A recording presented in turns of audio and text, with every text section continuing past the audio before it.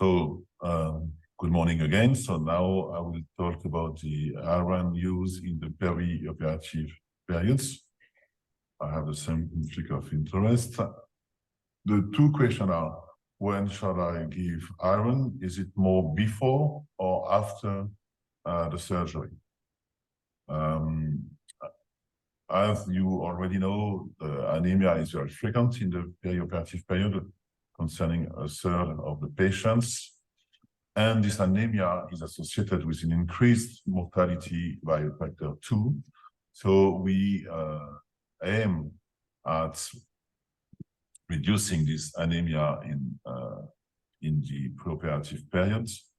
And the goal there is to increase the hemoglobin before surgery, maybe to avoid these complications and notably the blood transfusion. So this is, as I already mentioned, the international consensus saying that if you have an anemia defined as an hemoglobin below 13 grams per deciliter for all the patients, men and women, you may need to postpone the surgery in order to treat the patient.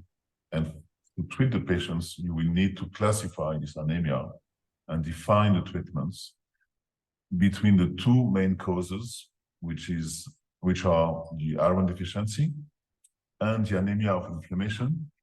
And the first, it's very prevalent. It's about 50% of all causes of anemia in the world, and it will be treated with iron, obviously. So how to diagnose iron deficiency in the preoperative periods? So the consensus is that a ferritin below 13 grams per deciliter indicates a true iron deficiency. A ferritin between 13 and 100 micrograms per liter in this context of preoperative patients, together with TSAT below 20%, or inflammation. If you have inflammation, you will have an increase in ferritin, and this it is not normal to have a ferritin of less than 100 micrograms per liter in case of inflammation. This indicates true iron deficiency. That means very low iron stores, low iron transport, which is measured by the transferrin saturation, and this impacts hemoglobin, of course. If the transferrin saturation is higher than 20%, together with a ferritin below 100, then you have low iron stores.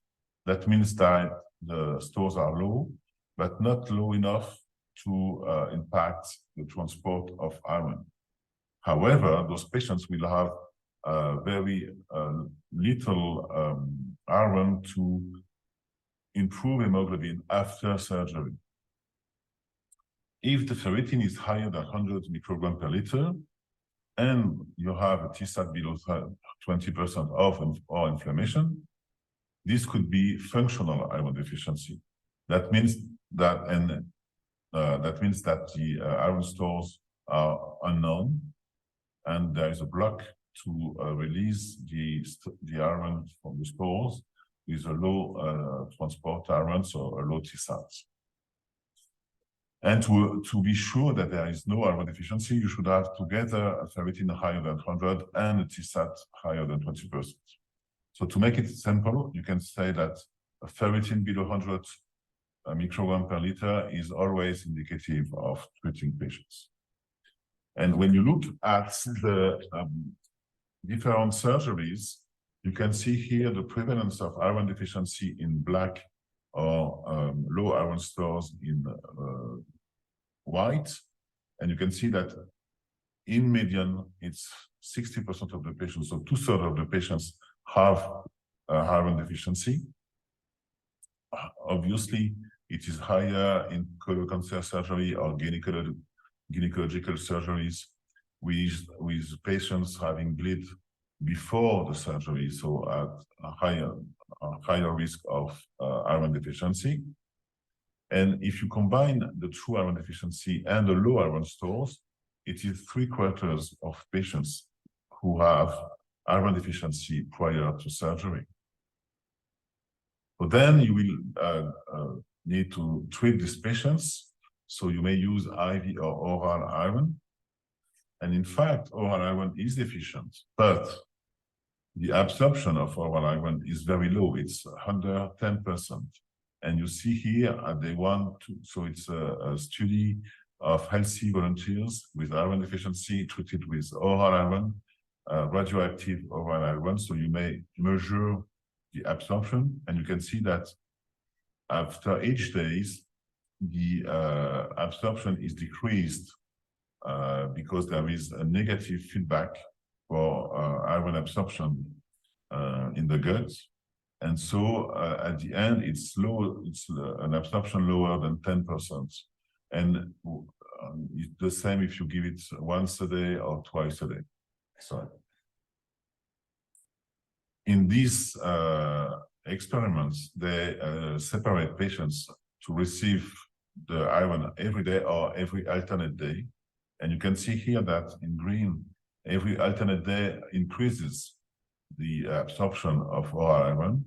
But after 1 month of treatment, you only have a maximum of 175 milligrams of iron absorbed. So this is very low compared to the 1,000 milligrams you can give in one iron, IV iron bolus. So that's the difference between IV and oral iron. It is the dose of iron, which is much, much, much higher with IV iron if you use new formulations. And that is why when you compare in this meta-analysis oral to IV iron treatment, it's not only a preoperative patient, but it's the same discussion. So you have an increased hemoglobin and a decreased transfusion rates when you use IV iron compared to oral iron. So IV iron is the best way to correct ID in all the patients. And in fact, when you look at the data on hemoglobin increase preoperatively with IV iron, so doses ranging from 900 to 1.2 thousand milligrams for between 4 and 21 days before surgery, you may increase hemoglobin by 1 to 3 grams per deciliter. Of course, the lower the baseline hemoglobin, the higher the response to iron.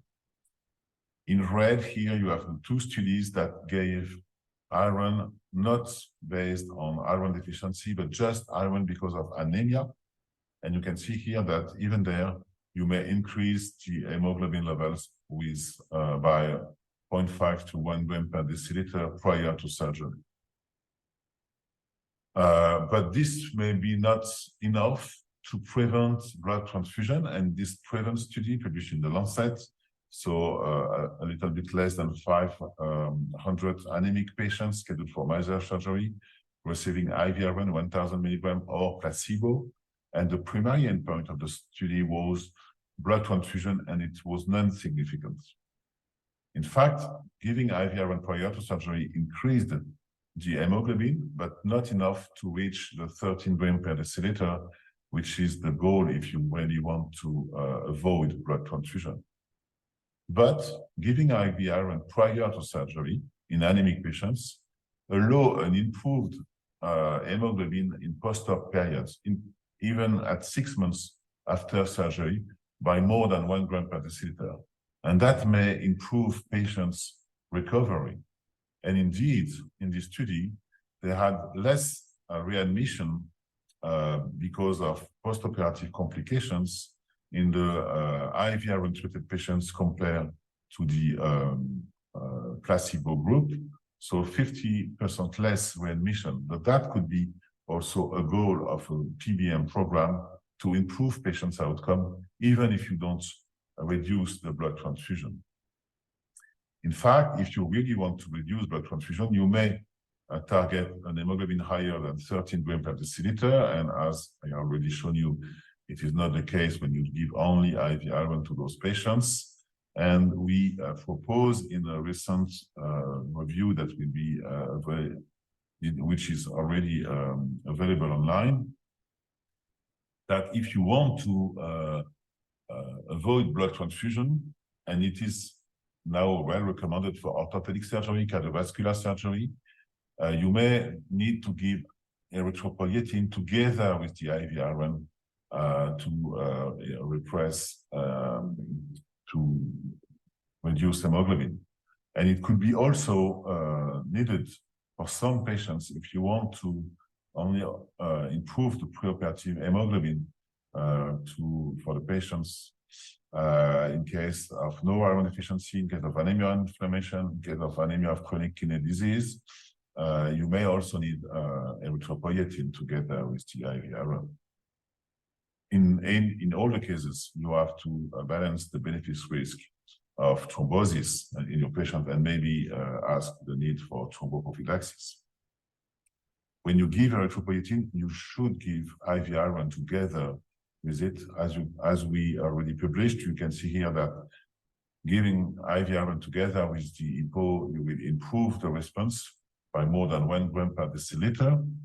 And if you give only oral iron together with the erythropoietin, we measured the iron profile at the day before surgery. And you can see here in blue that you have 80% of the patients with iron deficiency the day prior to surgery when you give oral iron, compared to only 10% when you give IV iron. So even if you don't have iron deficiency when you start erythropoietin, the erythropoiesis will need iron, so you will move the iron from stores to the red cells, and then you will promote iron deficiency. That's why we recommend to use IV iron, high dose, 1 gram, together with erythropoietin. After surgery, you can see here that anemia is very frequent. So in this recent cohort study of a little bit less than 3,000 patients from Australia, you can see here that at discharge, more than 50% of the patients have anemia post-operatively. And this anemia is associated with poorer outcome. You can see here in the hip fracture patients that patients with anemia are less able to walk at day 1, 2, or 3, and that an hemoglobin below 10 grams per deciliter is, in this multivariate analysis, associated with a poorer ability to walk in those patients. In this cohort study of post-cardiac surgery patients in rehabilitation, you can see here that the 6-minute walking test distance made in blue at admission to the center is lower for the patients with an hemoglobin below 10 grams per deciliter. And those patients with an hemoglobin below 10 had a longer stay in the rehabilitation, 4 days more. At discharge, you can see here in green that the 6-minute walking test is improved, but to have the higher walking distance, you need to have an hemoglobin higher than 12.5 or 13 grams per deciliter. So this also indicates that a normal hemoglobin may be needed for recovery of the patients. And you have also this US cohort of patients hospitalized in the ICU after major surgery, and they look at the discharge hemoglobin and the rates of readmission. And you can see here in the 2 cohorts that for each gram of hemoglobin lower decrease, you have an increased rate of readmission by a little bit less than 10%. So to improve post-operative hemoglobin is probably also a goal of PBM programs. And we have international consensus that say that you have to check anemia in post-operative period. Of course, if the anemia is severe and symptomatic, you may consider red blood transfusion. But then in all the other cases, you should consider IV iron supplementation. So the question is how you may diagnose this iron deficiency in the post-op period. In fact, it is very simple. When you come to the operating rooms with a certain amount of hemoglobin, and you met a good friend surgeon, and you are discharged from the operating room with less hemoglobin, The difference between the two is only a loss of iron. So when you bleed, when you lose hemoglobin, you lose directly iron because 2/3 of the body iron is contained in the red cells. So all the red cells you lose is a direct loss of iron stores. And in fact, it could be very long to restore the stores. You can see here the data of healthy persons, blood donors. Their blood, they give only 500 milliliters. And you can see here that in gray, that the time to recover to 80% of the baseline hemoglobin is 80 days in case of no iron deficiency, and it's almost 6 months when you have iron deficiency. And when you give IV oral iron to those patients, it's 1 month to recover for hemoglobin. But none of those patients had correction of iron deficiency, even at 6 months. When you give oral iron, and obviously if you give no iron, it's very, very low hemoglobin. Professor Lasocki? Very low ferritin, even at 6 months. Sorry to interrupt In you. addition, iron deficiency may be important for recovery. As you can see here in this animal model, Professor Lasocki, the animal are iron deficiency treated or not treated, and then they have a control of their hemoglobin level, and they are transfused to increase the hemoglobin. So they start at 6 and then 8, 10, 12 grams per deciliter, and they run and they measure the running time. And when you increase the hemoglobin from 6 to around 8 or 10, you may increase the running time. And then after 8 or 10 grams per deciliter, you have a plateau of running time. But those animals with iron deficiency not treated, even if you transfuse them to an hemoglobin higher than 12 grams per deciliter, they don't run at all. You also have this data on patients with heart failure, with iron deficiency, with or without anemia, treated with ferric carboxymaltose. And you can see here that the 6-minute walking distance is increased in patients treated in red compared to placebo at 4 weeks, and 12 weeks and 24 weeks, of course. And it is the same in anemic and non-anemic patients. So correcting iron deficiency without anemia also improve patients' outcome. So in the post-op period, you have a lot of inflammation. And this inflammation, even for major or minor surgery, is associated with an increase in ferritin, and in a lower TSAT. So in that context, the ferritin and TSAT is not useful for iron deficiency, and the iron deficiency may be diagnosed only by the loss of hemoglobin, which is a direct loss of iron. And in fact, when you treat patients with a low hemoglobin with IV iron compared to oral iron, you decrease the rate of anemia at 1 month. This is in orthopedic surgery. It is also possible to do it directly in the post-op recovery room. You can see here in this Korean retrospective study that patients orthopedic patients treated with ferric carboxymaltose has an increase of hemoglobin at 1 week when they are treated in the post-operative care unit, and at 5 weeks. And those patients had lower anemia at 1 week and 1 month distance, and also less post-operative transfusion. And this is data coming from your department of cardiac surgery with Samia. They treated non-anemic cardiac surgery patients on post-operative day 1 with either IV iron or placebo. And the outcome was the hemoglobin at 1 month. And once again, the hemoglobin is increased at 1 month. So even with patients without anemia and not very at the day of treatment, to treat them with IV iron improve long-term outcomes and reduces the need for blood transfusion. And to conclude, you have also this very large cohort study, including different types of surgeries that treated patients at day 1 in case of hemoglobin between 7 and 12, and in case of ferritin or TSAT below 20%, with IV iron or standard of care.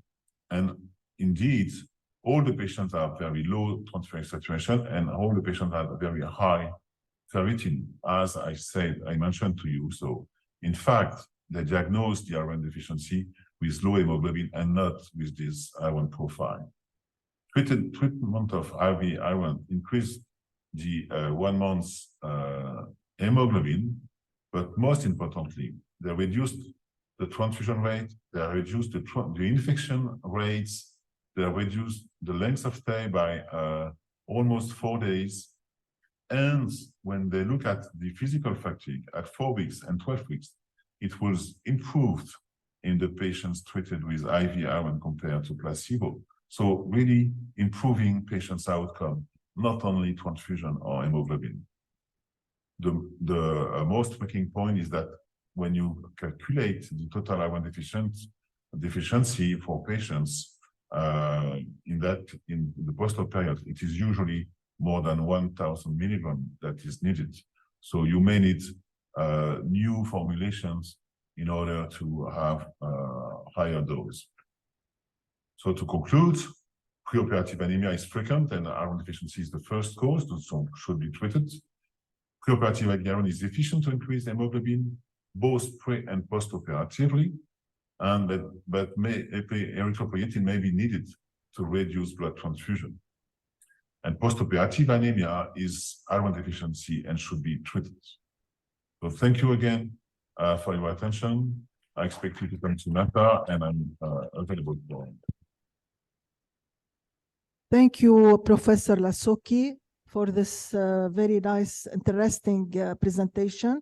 We still have maybe 10 minutes for questions. Is there any questions?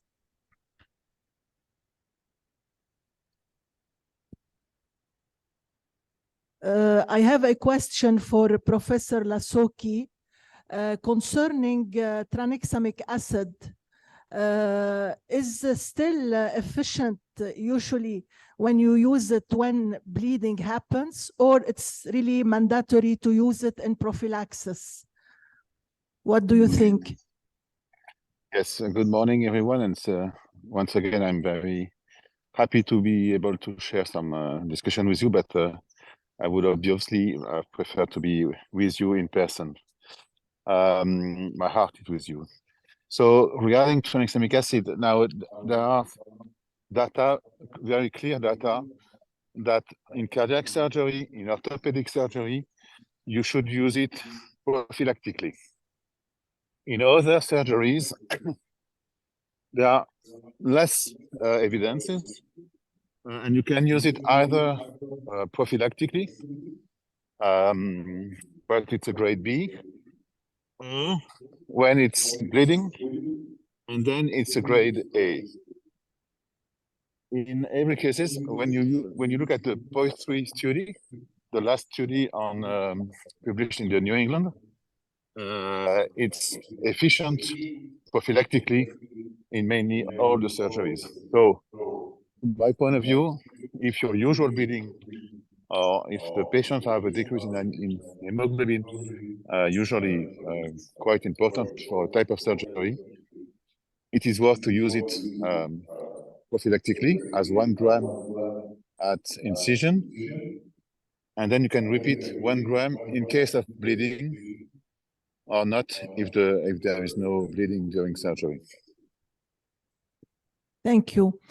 Concerning iron and apoprotein supplementations, when do you use really apoprotein?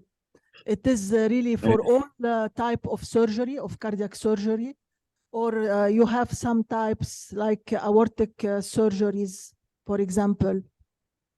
No, we use it for all cardiac surgery with, of course, CPB, so major cardiac surgeries.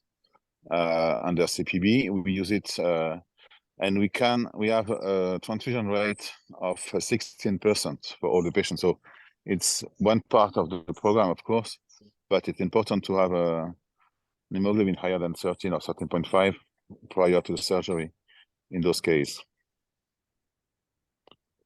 Thank you. Any And other I should question? say that just one point, in cardiac surgery, all the patients they are usually under antiplatelets or anticoagulant therapies. We don't stop the antiplatelet therapies for the coronary surgeries. So I think that the risk of thrombosis is very little in this population. Yes. Any other questions? Hello, Dr. Lasocki. Just a question for you, please. Some patients are already used to low hemoglobin level, like patients with chronic diseases, autoimmune diseases, pregnant women. Do you usually also target in these patients a hemoglobin level of 13 if coming for an elective surgery and you postpone it? Yes, because if you start with a low, it depends, of course, on the type of surgery. But if you are speaking about major surgeries, if you start with a low level of hemoglobin, even in chronic anemia, you will want to transfuse in case of the hemoglobin below 7, or sometimes even 8. So I think it's worth to improve hemoglobin. And of course, and sometimes patients with chronic anemia or chronic iron deficiency, they don't know they are tired. They don't know that they have fatigue. And when you treat them, they improve their health status. And I think for the recovery of surgery, it's very important. So sometimes it's also worth to treat chronic anemia. Thank you. Questions in the audience? For Professor Al-Baladejo, I have a question concerning the thromboelastogram in cardiac surgery. Do you think is it reliable, especially when we have resistance to heparin? It's still reliable when we use it in case of resistance of heparin? Hello, everyone. I'm not on my bicycle, unlike Sigismond, so I will stay put on my chair. Regarding heparin resistance, it's not really a resistance, in fact, and I think that the usual protocol using ACT is enough. We don't use that for with thromboelastogram. We have the TEG 6S in our operating room, and we don't use it very oftenly for such problems. So we usually use it when we have a discrepancy between the evaluation of the surgeon and the evaluation of the anesthesiologists. And then we use thromboelastogram as a judge for knowing what we need to do. In fact, we have a very low rate of transfusion, either for red blood cells or plasma or factors or platelets. So we use it not very oftenly. We usually use it not for CABG or aortic valve replacement. We use it for a specific cardiac surgeries such as dissection or heart transplant. Thank you.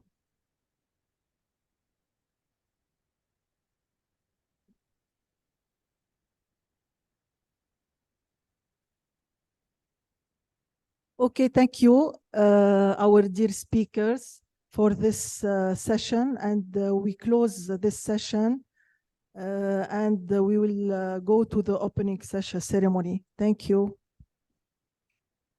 Thank you very much. See you this afternoon.